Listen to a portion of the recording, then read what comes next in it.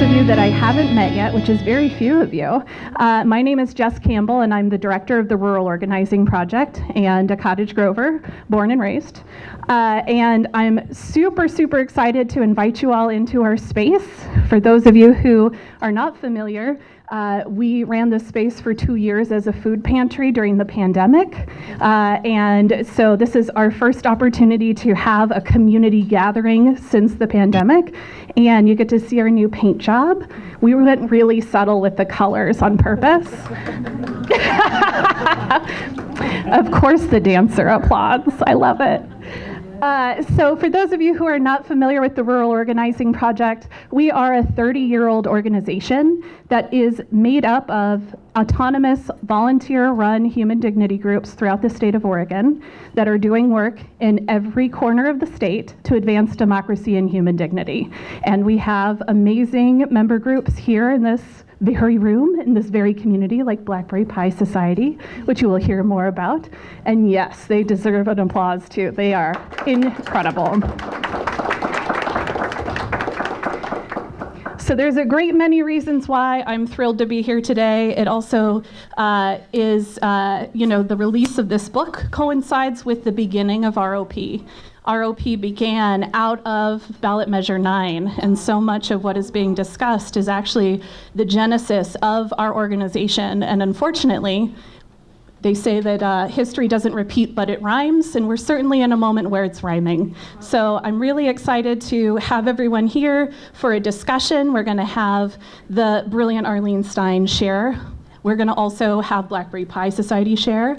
We're going to have some conversation about what it meant to be building democracy in the early 90s and what do we have to learn for today. And we'll have some discussion and Q&A with everybody here. And afterward, we will have Arlene available to sign books and to chat with everybody.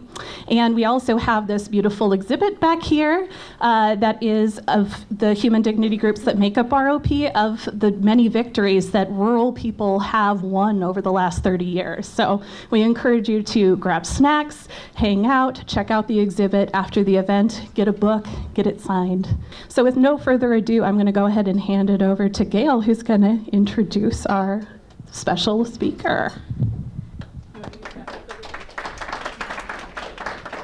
Hi, I'm Gail, and Arlene and I have been friends for many years, since the beginning of all the ballot measure 9 fiascos. We had a group. We started the Cottage Grove Community Action Network group in response to the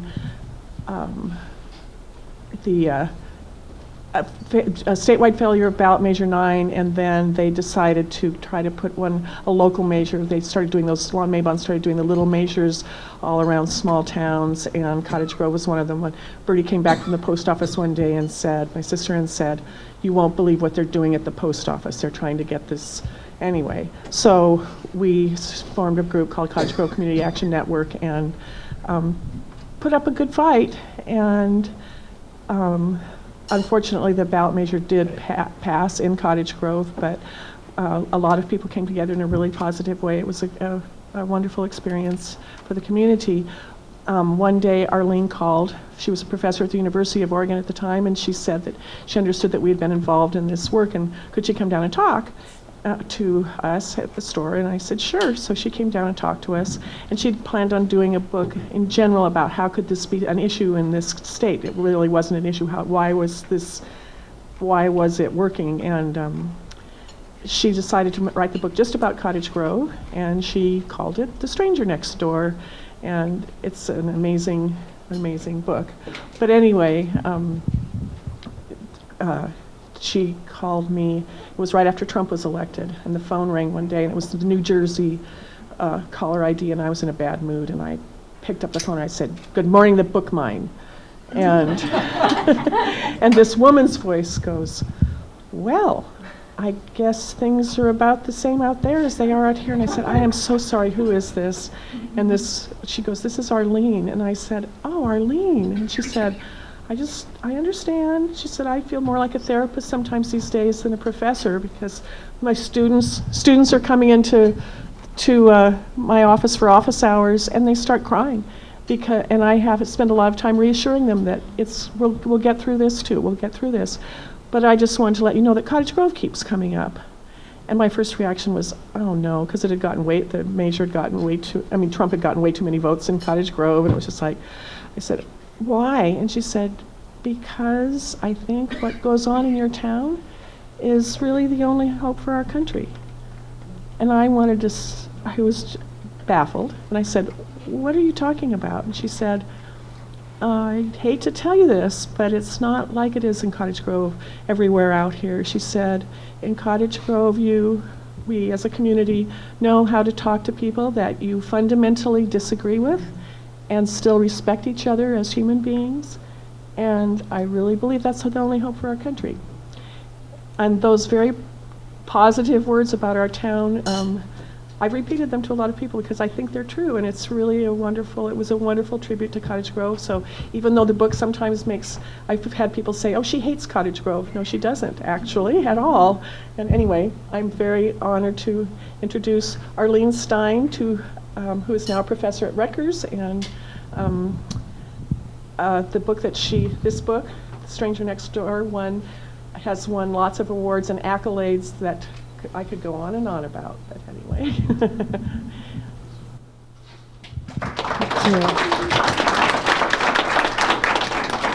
Gail, you're too kind. It hasn't won lots of awards. It's won one award, but thank you. It's won many in Cottage Grove, but hearts and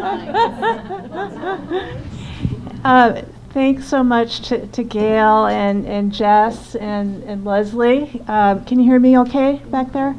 And it's great to be back in this very special community. I really do think it is a special community. I thought today I would talk a little bit about the history of this book, how it came to be, and the response to it when it first came out, and what I think it tells us about what's going on in our country today, although I'm actually really curious to hear from you about what you think and what's going on here as well. So the book got its start in 1992, quite a while ago. I was living in the San Francisco Bay Area. I was a graduate student studying sociology, living my little life. And for those of you who know the Bay Area, it's a pretty liberal place, to put it mildly, or at least it was. I don't know what it's like now with high tech. It's the high tech influence.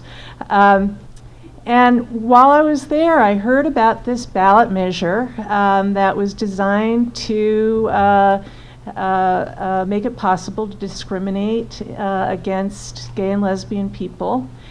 And I thought, well, that's weird. Why is this an issue in a place like Oregon? Oregon's a progressive state, I thought. It's a place, it's a place where, it has a real live and let live ethos.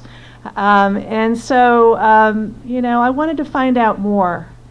I thought that it was sort of the last gasp of the old order. I was living in the Bay Area. It seemed as though we were progressing toward more and more tolerance toward people who are unlike us in relation to all sorts of questions, race, sexuality, gender, etc.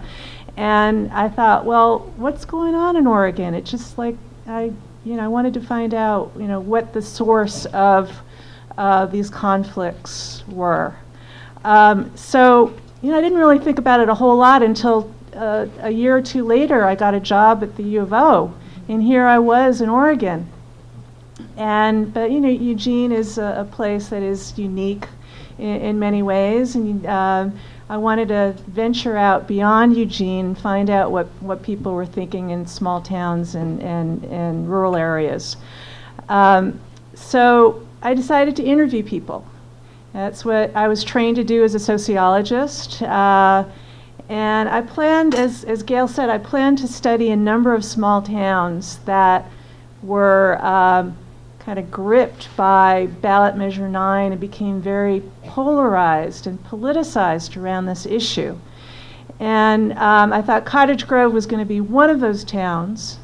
But then once I got here, and I met Gail and I met other folks, and Gail actually, I don't know if you remember this, presented me with a whole, like a huge box of flyers and memorabilia from, just a few years before. I mean, she's sort of, I think you're a local archivist of sorts. I thought, well, I don't really need to venture any further than Cottage Grove. You've got everything here. You've got evangelical Protestants. You've got liberal Christians. You've got timber workers who are becoming displaced, and everybody, in between, and people who fall into all sorts of categories of experience. So I decided to focus the whole book on Cottage Grove, although I called it Timber Town. I'll tell you a little bit more about what happened in the aftermath of when the book was published and Timber Town was outed as Cottage Grove. But so here I was. Grew up in New York, lived in the San Francisco Bay Area, didn't really know small towns, didn't really know rural areas all that well, but I wanted to find out. I wanted to, sort of go in as deeply as I could and figure out what people were thinking about. So I began to interview a number of people from different sectors of the community. And one of those sectors were religious conservatives who had become mobilized around this issue in the early 90s. And I'm going to read a few passages from the book just to jog your memory if you weren't here, or if you were here, or introduce you to folks if you weren't here at that point. So I interviewed a number of leaders of the Oregon Citizens Alliance, which was the organization that was fielding these anti-gay ballot measures, or I would call them anti-gay ballot measures. And one of them was a woman that I called Sally Humphreys. These are all pseudonyms in the book. And Sally Humphreys is the motherly face of Timbertown's Christian right. She describes herself as someone who's a nice person, who's helpful and cares about people. When I arrived at her house, a large pink Victorian fixer-upper that sits next to the railroad tracks that cut a swath through town, she was working on her latest home improvement project, slipcovers for a couch in pink chenille. The interior of the house, a shock of flowers and pastels, is filled with other projects in process. Imitation paint by number stained glass for the kitchen windows, hand-painted chairs, including one for a grandchild not yet born, brightly colored flowered pillows for the living room, a needlework, bless this house. She welcomed me into her house, offered me tea and cookies, and then proceeded to tell me about her life, her activism, and her deeply felt Christian beliefs. Sally can't, I'm skipping around here, Sally can't understand why women would want to work outside the home if they had a choice, she says. Well, that's great if you want to work, she says, but I don't feel like being liberated is working 40 hours a week and then coming home and having to do all this too. I say, whoa, I feel sorry for you if you have to do that. I'm the one that's having the most fun. I just like being a woman in the old-fashioned type way, but still having the opportunities if I wanted to do them. So in Timbertown, Sally, along with a handful of others, they modestly referred to themselves as our Little Housewives group, spearheaded the ballot measure campaign. Rather than see themselves acting on behalf of or for women as a group, Timbertown's female OCA activists saw themselves fighting for their families. So I interviewed a few people who were in the leadership of the OCA. She was one of them. And they shared with me their understandings of why they were involved in this ballot measure campaign. I think that a lot of them honestly felt that they were doing something good for the country by getting involved in this campaign. I don't think, personally that they were doing something good for the country, but I do think that they were motivated by the belief that traditional values, and including that lack of tolerance for homosexuality, was something that would make this community and this country stronger, and that we had gotten too far away from the values that made America great. As I talked to various people in the community, I'm really trying to, even with people who I disagreed with, I tried to do my best to understand where they were coming from and what was motivating their ideas. And I talked with other folks. This is somebody that I call Chester Rideout. I'm not sure how I came up with that name, but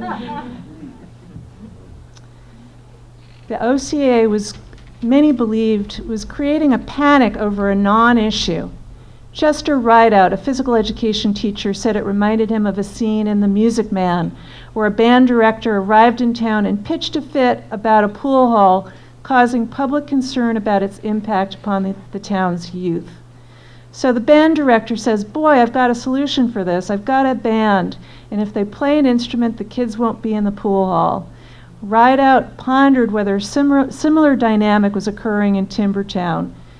"We don't have a problem with homosexuals here, but they seem to be creating one," he said. He was skeptical at first and thought, who's going to sign the petition? Nobody's going to sign that.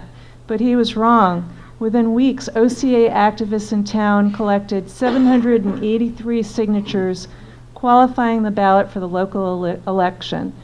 "My God, people are signing it," he said. "How can they believe that they have to be protected, that there is something evil there?" So here's a guy who, I think a pretty, representative member of the community, not really on the left or the right, or just kind of in between, who, sees this campaign and doesn't really understand why it's happening here. It just seems really strange to him that people would even decide to mount a campaign like this, and he thought it was potentially very divisive for the community. So he was, kind of somewhere in the middle of a group that in terms of politics of the people that I spoke with. And then I spoke with the core of what we might call the resistance to the OCA, who are called CAN, and some of you are in the audience today, so it's good to see you again. So here's a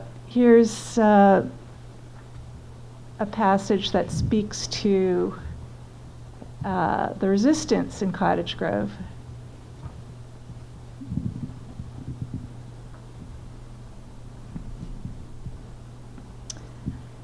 Supporters of CAN made a point of wearing their buttons around town. "It was strange wearing that button," said Janice Dunaway. I'm gonna embarrass her because Janice Dunaway is Gail, who's sitting on my left. This is pollen allergies. I'm not sick. You're outed now, though. I'm outed now. Yep. "It was strange wearing that button," she said, "because it implied guilt by association. So inconceivable was the notion that heterosexuals might take a stand on behalf of gay rights that many people assumed that supporters of gay rights must be gay themselves." This is a quote from Gail. "People at the grocery store would stare at you from the corner of their eyes," said Janice, "and you just knew that they were wondering, is she gay?" When Sally Humphreys attended, and you met Sally Humphreys a few minutes ago, attended city council meetings when the charter measure was discussed, she was often surprised by the presence of so many women she assumed were lesbians. "Were they really lesbians?" I asked her. "They must have been," she replied. "They kind of look like lesbians." "And they spoke out for gay rights. They were kind of unkempt, messy. They didn't wear makeup, and they wore blue jeans." But appearances could But appearances could be deceiving. The vast majority of the unkempt activists clad in blue jeans and sensible shoes were in fact heterosexual women, and sometimes the straightest looking timber towners were actually queer as a $3 bill. I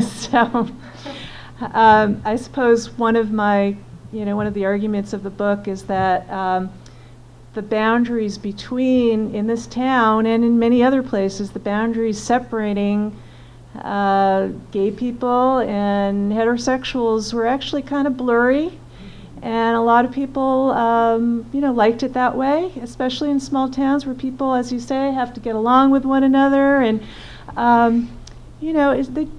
people just didn't make a whole big deal out of the differences among people until the OCA campaign came around, and then all of a sudden people are looking around thinking, "Oh, is she gay or is he gay?" And and questioning the motives of people that they were friends with before. And I argue in the book, and I believe it even more strongly today, that's one of the goals of campaigns like this, is to turn communities, people in communities against one another. And cause people to take sides. That happened here to a certain extent, but you also had a tremendous resistance to that polarization. And, one of the reasons I think this book stands up over time, and it's an important document, is that it kind of tells the story of the emergence of that resistance in, a small town, a place like this that, it's not San Francisco, it's not New York, it's the kind of town where, a lot of Americans live, and yet where you hear very little in the media about resistance to the right.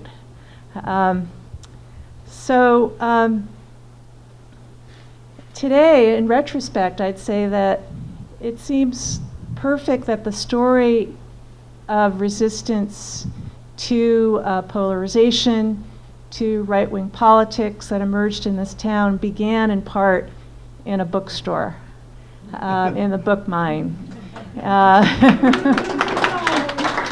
And we see how much energy is dedicated today on the right to preventing us from reading, preventing kids in particular, from reading certain things. There's a belief that knowledge is dangerous. And we know folks who run bookstores, folks who teach at universities, teach at elementary schools, know that knowledge is incredibly important and powerful, and we should be spreading more knowledge rather than constraining it and saying that only a few people have access to that knowledge. So how much time do I have? How much time do you want? I'll just go on for a few more minutes. So the book, the first version of The Stranger Next Door came out in 2001. And you'll recall that at that point, it was the beginning of 2001, the country was preoccupied with, a lot of other things. It was a very, very difficult time. And by the time the book came out, I was also in the process of moving back east. I was going back to take a job at Rutgers, in part because my mother was very sick and I needed to be closer to her. And the Oregonian published a review of the book when it first came out, outing the town as Cottage Grove. And after that, a kind of storm of controversy emerged. Sally Humphreys, who I quoted, and others accused me of lying, that I wasn't telling her that I wasn't planning to write a book, I was just writing a little paper, accused me of not asking for her permission to, publish material about her, even though I had a signed consent form from her, which I, then presented to her. And she and others tried to get the book banned by the Cottage Grove City Council, as though the City Council really had, the power to ban a book, which don't think they do, although, obviously we're seeing that happen in, districts and school districts all over the country today. So over time, I've come to see the struggle in Cottage Grove as a kind of laboratory for a lot of what we're seeing across the country today. So, once I moved away, I thought, after a lot of the, sort of the flack that I got about the book, the newspaper called me a carpetbagger who should go back to her, fancy New York apartment. And I thought, well, if only I had a fancy New York apartment. And I got some hate mail. So I decided not to really, engage a whole lot. But I kept in loose touch with Gail, and I still had really fond thoughts and memories of this community. And then Trump happened in 2015, and I began to hear a lot of talk around then that seemed very familiar to me from some of the rhetoric that I heard when I was in Oregon in the early 90s, the vilification of minority groups, talk of this being a Christian nation, talk of certain people, demanding special rights, and a kind of a disdain for expertise, science, the media, and really questioning whether it's, questioning truths of various sorts. So I was pretty shocked, not as shocked as I became during the Trump administration, and even after Trump has left office, it seemed as though the book kind of was following me around. I kept thinking about it. I kept thinking about the people I met here. I kept thinking about the forms that resistance to far-right activity might take. I thought about the ways in which, as Gail mentioned, that it's very difficult to talk to people, especially if you bump into them all the time in your town.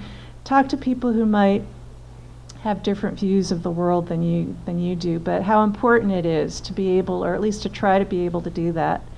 So it seemed as though my book had become newly relevant all of a sudden, and especially recently, I think, after the rise of a lot of anti-transgender rhetoric and what we might call moral panics. And so my publisher decided to ask me to sort of revise and write a new preface to try to situate, the Oregon campaigns of the early 90s in the contemporary context. So I've done that. Happy to talk more about that in the Q&A and in the discussion. And the new edition of the book, the only thing that's different about this version of the book is the preface, the fact that I changed the pseudonym for Gail and Bertie. In the original version of the book, they were called the Trump Sisters. That was a golden reaction from the audience. That was fun to watch. Not because, they bear any relationship to Donald Trump, but because, and it's kind of interesting that it didn't even occur to me that Trump would become a name that we would not want to be associated with. And it was, he was kind of a blowhard, real estate guy. I didn't think of him as an evil person at that point. So therefore, it was a, it was a pseudonym that was not, off the table. The new edition, the other thing that's new about the book is there's a dedication to the memory of the wonderful Marcy Westerling, who was the visionary person, organizer who started ROP and played an incredibly important role in devising the resistance to the right in Oregon in the 1990s, and who still and whose organization is now under the very able stewardship of Jess, and they're still doing incredibly amazing work. I feel really honored to be here in this space, and I urge you to look at the 30th anniversary exhibit here, 30 years of ROP. So I'm really excited to hear from Jess and from Blackberry Pie Society and to hear what's going on in Cottage Grove today, and I thank you for inviting me here today.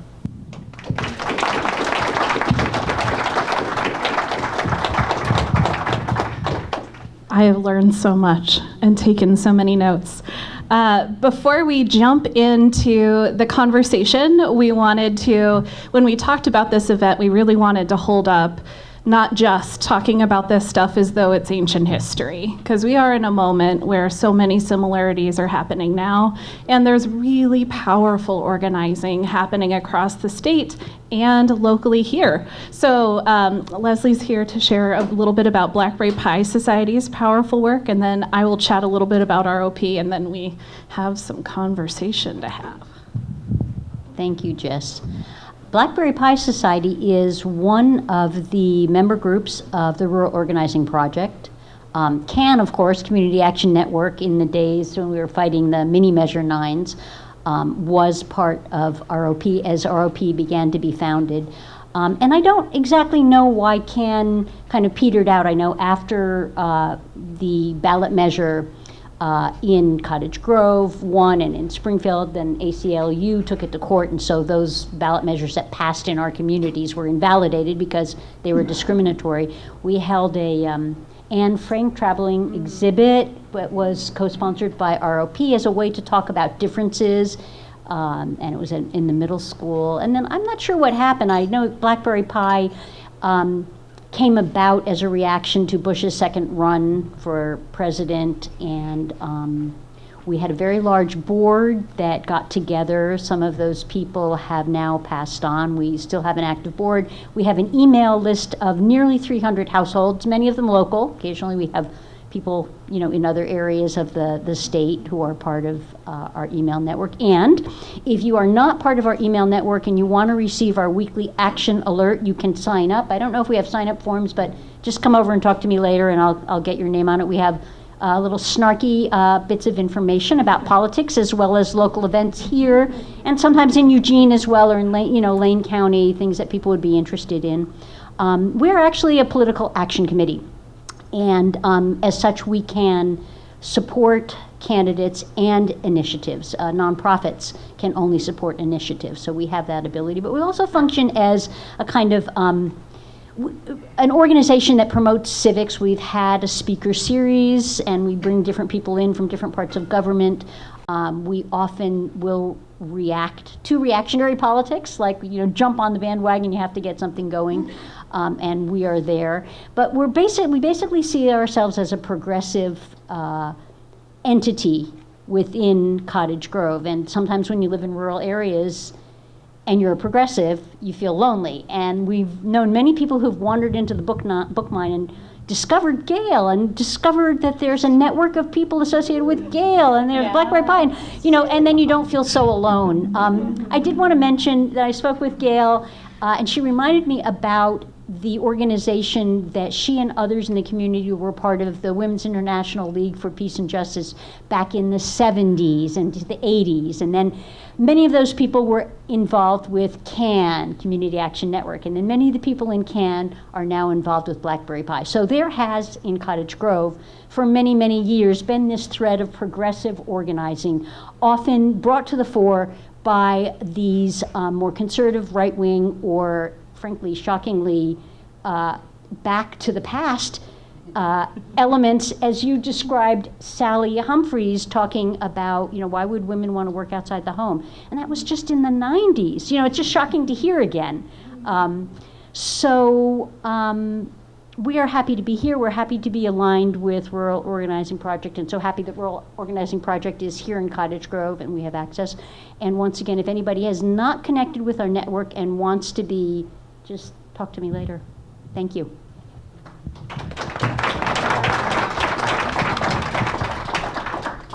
I will talk for just a minute, and then I promise I will then moderate, which will be much more exciting. As was mentioned by Arlene, Rural Organizing Project was really founded in 1992 when we really saw that there was this statewide ballot measure that would have created legal discrimination of LGBTQ people. And what really was happening is the Oregon Citizens Alliance was setting up at post offices and grocery stores. Gail had mentioned that happening here as well. And folks who were in small towns and rural areas of the state who had that happen were reaching out to the No on 9 campaign saying, how can I get involved? This is happening in my community. It's literally everywhere I go in my town. What can I do? And unfortunately, the campaign said, and everyone's familiar with this, I'm sure, send a check or come to Portland, but we're sorry, we can't help you in your community. And so ROP was really founded by getting a bunch of people's contact information handed on the sly out the door, and Marcy, our founder, began going to community to have conversations with people, to say, what do we need to get the support that you need to be able to have conversations with your neighbors right now? Because really what was happening is people were feeling too afraid to talk to their neighbors. As Arlene mentioned, the wedges were getting driven in between neighbors. And so ROP was really founded by groups like CAN, who were saying what we really need is the ability to break isolation, to share strategies, to share resources, and to support each other. And so ROP really started up as an opportunity to support folks in having conversations not just about who's gay and being perceived to be gay, but actually talking about the issue in terms of democracy. Really what ballot measure 9 was seeking to do was to create second-class citizenship for queer and trans folks. And so being able to talk about the issue in terms of democracy and an attack on voting rights and democracy as a whole was an opportunity to really reframe the conversation in the way that a lot of people who are kind of caught in the middle here, not sure where they landed, said, oh, but democracy is a really important thing. We want to defend that, even if we're not so sure how to feel about the queers in that scenario, And here we are, unfortunately, 30 years later, and a lot of what ROP is doing right now is supporting human dignity groups that are on the front lines of these book bans, of seeing curriculum like comprehensive sex ed under attack. At school boards across the state. And so a lot of what we're doing is holding space to really support folks in connecting with each other to share strategies. And there are a lot of successes. We are seeing a lot of folks able to kind of rise out of these moments that are so heated and so intense, that are really intended to make progressives, frankly, feel marginal, and they're very effective. We feel it here. I talk to people all the time, just like Gail does, where it's easy to feel marginal in this community, even though I don't think we are. I actually think we have a majority here. Just saying. You can disagree with me. I'm happy to debate all day. But so we're in this moment that's meant to make us feel marginal, and we have this opportunity to be building with people. And unfortunately, folks are in these really intense silos, as we all know, of they only listen to Fox News, or they only get their media from social media that's been perfectly curated, or they don't talk to their neighbors anymore that they might disagree with. So I say this as a segue of one of the questions that I was hoping that we could all chew on a little bit is, what did we learn from the organizing that was done in Cottage Grove in the 90s to effectively overcome some of the stuff that the Oregon Citizens Alliance and the right was moving?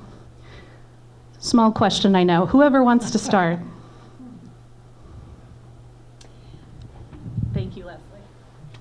I would say that I learned, and I think I could speak for members of CAN, that organizing is a tool that allowed us to work towards something we believed and work against something that we were opposed to, even if in our small community, the ballot measure that would have allowed discrimination against gays and lesbians as tenants, it won in our community. Of course, it was thrown out in court, but there was a lesson learned, which is it's worthwhile working together with the tools, which we needed help from Marcy at the time to put all that together, in order to support what we believed was a democratic step forward. And so it was a good lesson early on, because you don't win every battle, but you come together and you know that you could take a step forward, and that we prevailed ultimately in the courts. Well, I hear you. I mean, we certainly see in some countries around the world right now the issue of judicial systems changing, and we know there have been changes here. Again, back to my point, what I personally have learned is that organizing, even on a local level in Little Cottage Grove, to be able to say things such as you said, what goes on in somebody's bedroom among consenting adults is none of your business. And that I have to focus on that because I don't have a direct relation to running the judges. I mean, I can vote, but I can vote for a judge locally, but not, so that has powered me through the years when I'm like, I don't know what to do, but I just spoke to a school board member just a few minutes earlier today. I was like, well, I had this idea, what can I do? And I was encouraged. I was like, I think I know what I could do. So just talking with somebody is organizing. There's no substitute. I'm curious, Arlene or Gail, I know that you said you didn't want to be on the panel, but you're still sitting here. You're on the panel, honey. Is there anything that you would like to add? The campaign brought a lot of people together who would not normally have known each other, not normally have had such deep relationships to one another, and sort of the unintended consequence of this unfortunate ballot measure is that it polarized the community, but it also brought people together on the other hand. And you're the beneficiaries of that today. So Blackberry Pie Society is, and I'd love to hear a little bit more about what you're all doing, is an example of what we might call a group that's part of the pro-democracy movement in this country, which is, I think, spreading in small towns, small communities, big cities, often organized in people's kitchens, and in obscurity. You often don't really hear about these groups. So in my community, there's a group called Nitty Gritty, and basically it sounds like we do, and I'm part of it. We do a lot of similar things that Blackberry Pie does.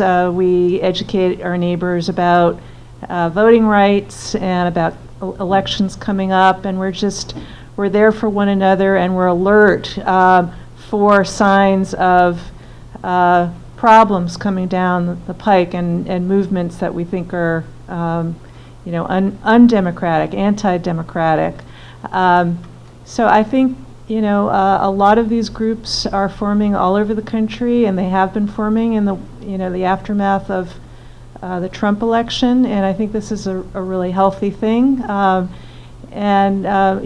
kinds of movements that we're seeing today, in terms of the anti-trans moral panics, the school censorship battles, etc., can only exist in a vacuum if people are not active in those communities and ready to speak up.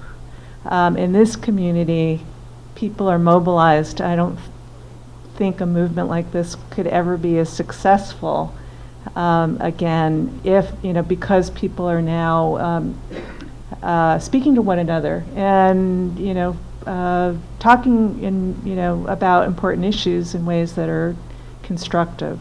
One thing that I see often when I'm traveling around the state is that people, when we say talking to our neighbors, even those that we might not disagree with, they sometimes go to, okay, so I imagine that is the most right-wing Christian nationalist person in my town who's the loudest on Facebook. And the reality is that there's so many other people who are not in that world, that are not having any conversation right now.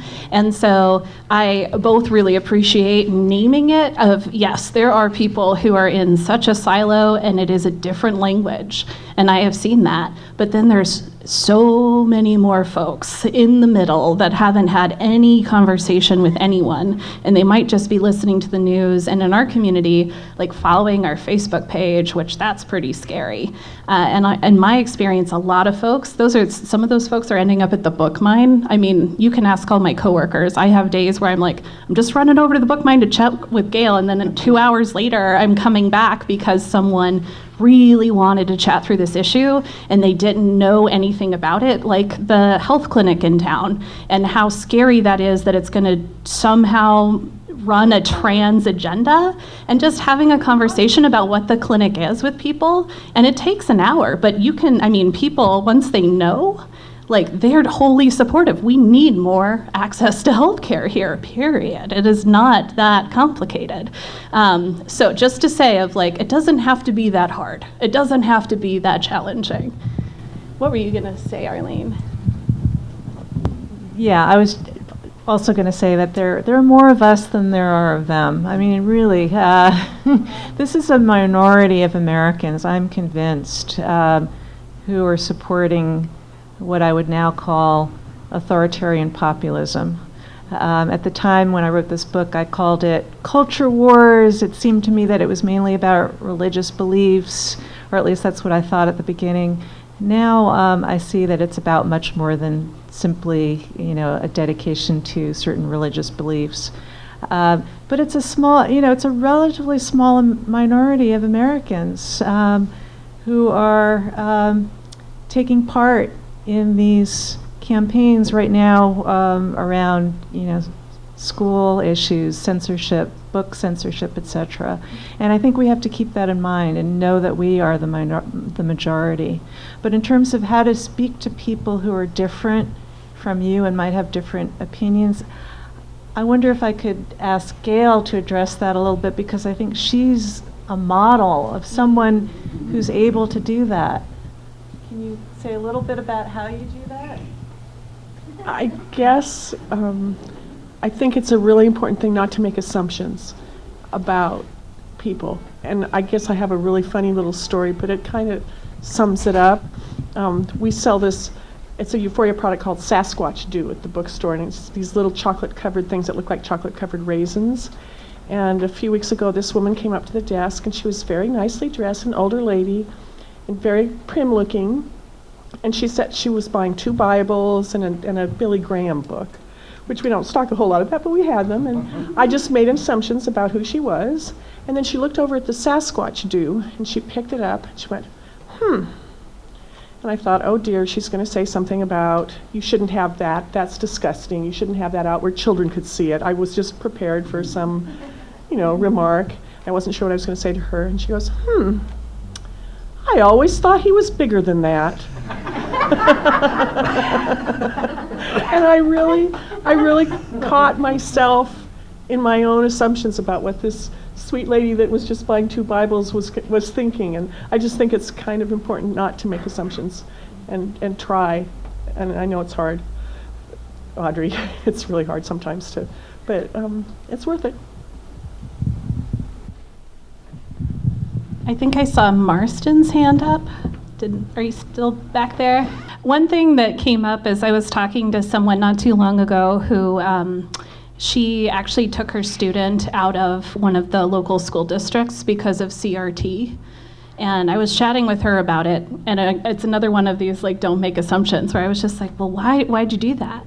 And she was like, well, all the other parents were all up in arms, and it's really scary, bad stuff, right? CRT. We can't let our kids learn that. And my partner was actually there with me, and he was asking her, well, what does CRT mean to you? And she couldn't define it.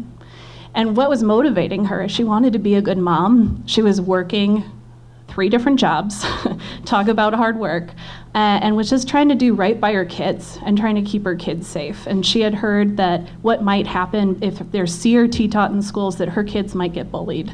And she didn't want that to happen. And that was, there's a lot of room there to work, right? Like, we don't want anyone's kids to be bullied. That is like, we can agree on that right off the bat, right? Like, we're there together. And it was just really clear that there's a lot of these folks who are being compelled by fear. And there's a lot of messengers out there that are sharing a lot of reasons to be scared. And we have the opportunity as a bunch of organizers here to offer community in a moment when it's really scary. We have a pandemic. We have all of these other issues going on in our community, and there's a real opportunity to engage with people really directly around what are you afraid of? And then how do we actually work together? Could we run an anti-bullying initiative? I know there's a million of them. I'm looking at the school board member here. But could we run another one? We're already on the same page. So let's just really reemphasize that we are on the same page here, y'all. Yeah, go ahead. Last question. Just piggybacking off that a little, is I find the effective MO, as a professor, is to reconstruct, even if it's a despicable argument, to reconstruct it for the person, so that, to make it clear that you understand it, and then show where you go off, so you're immediately grounded, and there isn't the same kind of animosity if you show that you even understand a crazy argument. Mm-hmm. And the second thing is to get back to where Professor Stein was. I forgot your first name. It's crazy. People have crazy arguments. They don't. But why should we expect better? A certain kind of reason is relatively new as a big phenomenon in human history. How in Kurosawa's Rashomon, one of the characters says how can we have 4 different stories for what happened? And another character says, well, it's hard to tell the truth to yourself. Why should you think anyone has that power to be able to tell the truth to yourself?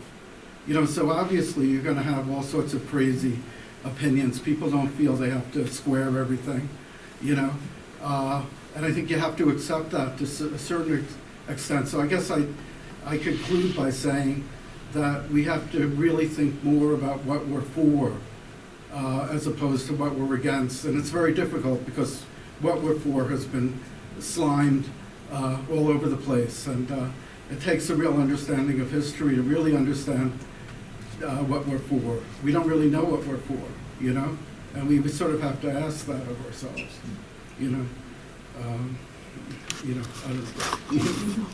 For inclusive democracy. Yeah, What do you think?